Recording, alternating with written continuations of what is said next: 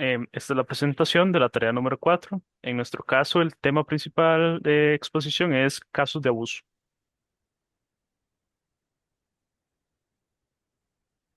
¿Qué es un caso de abuso? Bueno, un caso de abuso en el desarrollo de software se define como una forma de utilizar una característica del software de manera no esperada por la persona que lo implementó.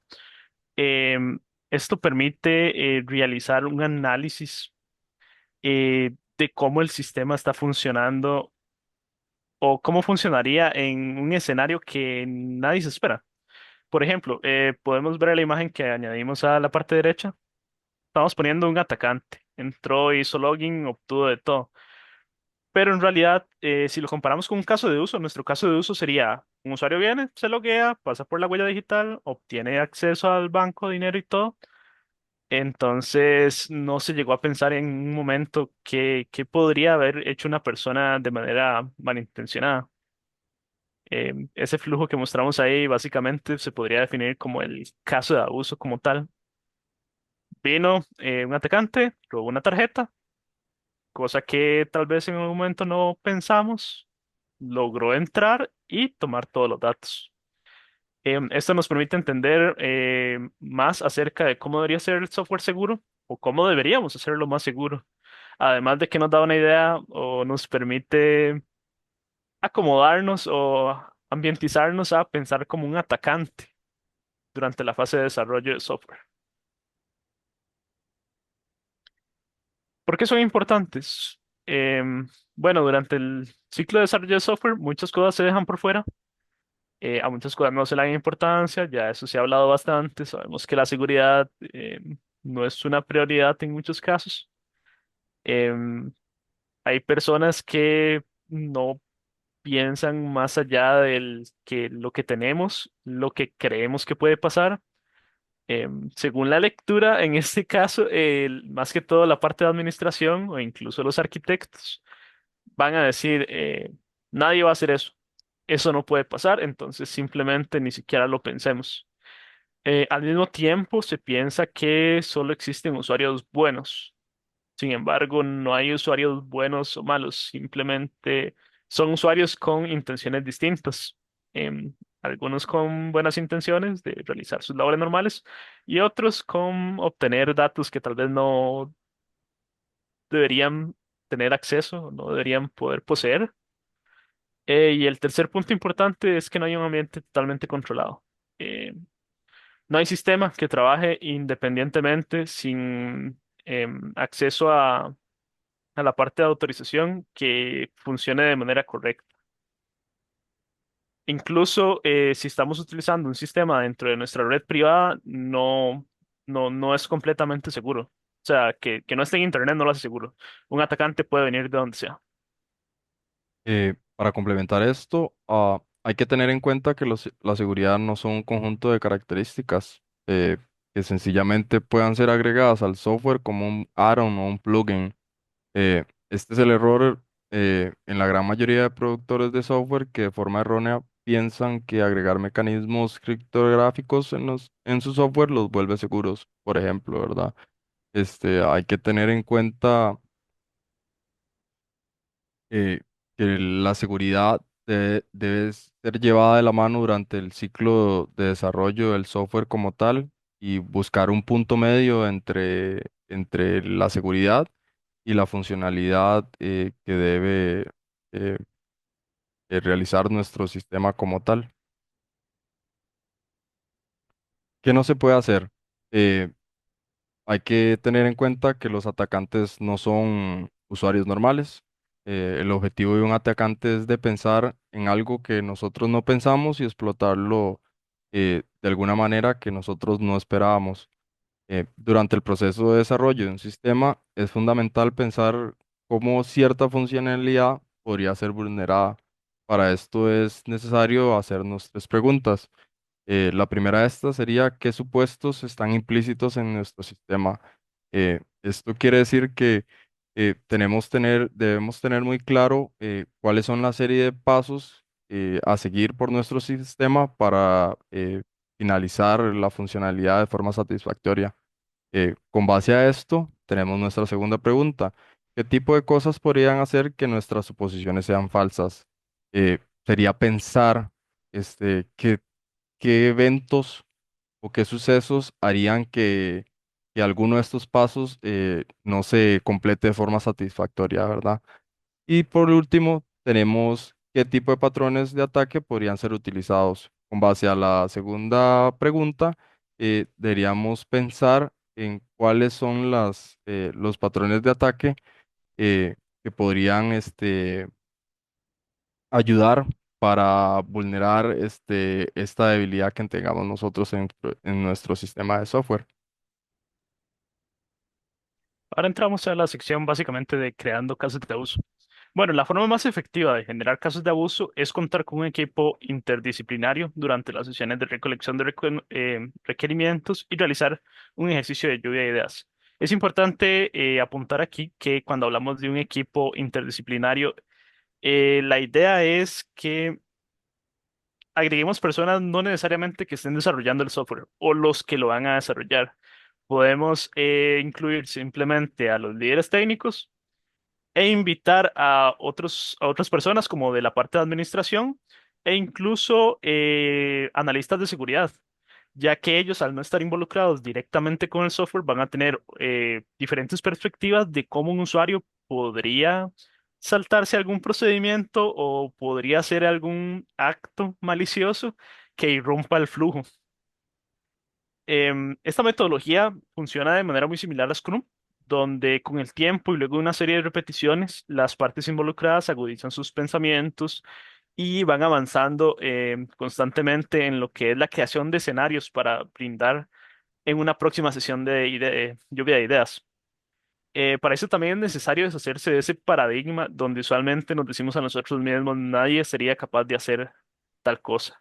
Siempre existe alguna posibilidad, por lo que deberíamos estar completamente centrados a decir, por más que sea imposible, ¿qué pasa si esto sucede, si alguien hace esto?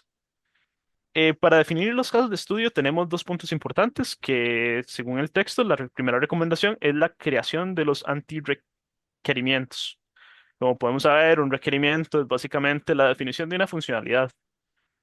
Eh, Sin embargo, el antirrequerimiento va a ser eh, una descripción de cómo podemos probar los bordes de la funcionalidad que vamos a desarrollar. Esta práctica básicamente provee de conocimiento de cómo los atacantes podrían vulnerar el sistema. Vamos a ver. Yo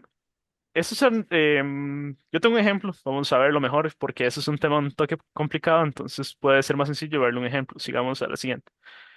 Supongamos que tenemos un requerimiento que es un login. Vamos a guardar usuario y contraseña. Listo, ese es nuestro requerimiento, sabemos lo que vamos a hacer, cómo lo vamos a hacer. Pero si queremos definir un antirrequerimiento, ¿qué podemos hacer? Bueno, aquí tengo un ejemplo en el que la descripción nos dice, el sistema no debe almacenar contraseñas en texto plano ni utilizando métodos de hash débiles. Ya estamos definiendo un que no debería suceder después de la implementación de ese sistema. Para esto mismo, como podemos ver al final, tenemos definición de validación y pruebas. En este ejemplo sería básicamente implementar análisis estático de código o realizar auditorías. También tenemos la parte de acciones prohibidas, como no usar del todo algoritmos que estén obsoletos, fácil de revisar, registrar credenciales, no registrar credenciales en logs o en alguna otra herramienta de pruebas. Y incluso podemos definir lo que son las alternativas aceptables, como utilizar algoritmos de hash robustos y adaptativos. Podemos continuar. El segundo punto importante es la definición de un modelo de ataque. Bueno, tenemos nuestros antirrequerimientos. Ahora lo que necesitamos es definir cuáles son las vulnerabilidades conocidas y cómo se relacionan a nuestros requerimientos. De tal manera que podemos relacionar las vulnerabilidades conocidas a los requerimientos y por ende a los requerimientos, de tal manera que podamos definir un patrón que podría seguir una persona. Que tenemos se conoce la vulnerabilidad de SQL injection, tenemos un requerimiento en el que es guardar datos directamente en la base de datos, entonces ya sabemos que hay un patrón. Ahora supongamos cómo un atacante podría realizar dicho acto en ese flujo. Con estos dos se pueden crear lo que es el caso de uso. El caso de uso, perdón. Ok, como comentó Mario, la idea de la creación de los casos de abuso, nosotros quisimos usar un ejemplo y en este caso vamos a usar el OWASP, el Abuse Case Cheat Sheet, para que es como una guía contemporánea de cómo generar estos casos de abuso, ¿verdad? Como comentó Mario, en primera instancia creamos un equipo interdisciplinario que lo ideal debería tener estos elementos, que sería un analista de negocios, un analista de riesgos, penetration testers o pen testers, líderes técnicos y un grupo de QA. Una vez tenemos este conjunto de personas y vamos a tener una serie de sesiones o talleres, como los comenta esta guía, donde se generará una lluvia de ideas. En la primera parte, la preparación del taller, las personas del negocio deberán ser capaces de enlistar y explicar de forma concisa los nuevos features o funcionalidades sobre los que queremos trabajar, ¿verdad? Como segundo paso, se crea un documento de Excel que cuente con 3 hojas que abarcan los features. Como primera hoja, tenemos después los casos de abusos y las posibles contramedidas a estos casos de abuso. Durante la implementación o la sesión del taller con las personas, por cada feature se van a definir los requerimientos del mismo. eh, Enseguida, los pentesters van a proponer y explicar los posibles patrones de ataque que puedan vulnerar esta funcionalidad. Con base a eso, tenemos la siguiente serie de acciones. Por cada patrón de ataque se va a proponer una contramedida para responder a este ataque, ¿verdad? Eh, Luego, los líderes técnicos brindan su feedback sobre la factibilidad de la contramedida propuesta para ver si es algo viable de realizar. Eh, Seguidamente, los pentester utilizan el CVSS, en este caso se recomienda la versión 3 para calcular la clasificación del riesgo como tal. Y por último, los analistas de riesgo deciden si aceptan o modifican la clasificación brindada por los pentesters para determinar una clasificación final, ¿verdad? Un ejemplo rápido de cómo se podría definir estas hojas del Excel. Tenemos una hoja de features donde tenemos el ID del feature y el nombre del feature como tal. En nuestra segunda hoja tendríamos las contramedidas. Tendríamos un ID único de contramedidas, una descripción pequeña y una descripción de ayuda, ¿verdad? Como para entender de dónde se sacó esta contramedida. Y por último tenemos nuestra hoja de casos de abuso, donde de igual manera tenemos un ID del caso de abuso, la ligamos al ID del feature de la funcionalidad, hacemos una referencia del patrón de ataque, en este caso se utilizó CAPEC, y la clasificación del CVSS y después algunos detalles del caso de abuso, ¿verdad? Si es qué tipo de caso de abuso es, técnico, el ID de referencia de la contramedida contra este y la decisión final de los analistas de riesgo. Si se acepta la, el riesgo como tal y si se decide trabajar sobre el mismo. Eh, en caso de que la organización no cuente con pentesters como tal dentro de este taller, esta guía nos brinda estas recomendaciones, que son básicamente otras guías para entender los posibles patrones de ataque a los que puede estar expuesto nuestro sistema. En este caso tenemos ejemplos de web, testing, una guía de testing general como tal, tenemos el mobile y tenemos el CAPEC para seguir haciendo nuestras referencias. Por último, después del taller, los analistas de negocios se encargarán de actualizar las especificaciones de los features en caso de que se trabaje sobre la metodología Waterfall o crear user histories en caso de que se use metodología Agile o Scrum. Luego, los líderes técnicos deberán evaluar los gastos generales en términos de gasto y esfuerzo para aplicar las contramedidas propuestas durante la sesión. Y este último sería un ejemplo de cómo se vería la implementación de los casos de abuso dentro de la metodología Agile o Scrum, donde creamos un epic y porque con la referencia del posible patrón de ataque, ¿verdad? Y con base a esto creamos diferentes casos de abuso.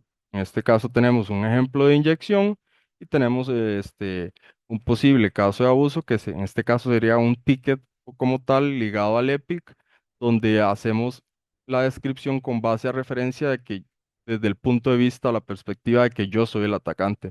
Entonces vamos a realizar esta serie de ejercicios para luego completar satisfactoriamente el ticket como tal. Este es otro ejemplo donde se demuestra que tenemos un epic y tenemos no solamente un solo caso de abuso, pueden ser múltiples porque pueden haber o existir varios patrones o vectores de ataques ligados a este patrón como tal. Y eso sería todo en nuestro caso, de los casos de abuso. Muchísimas gracias.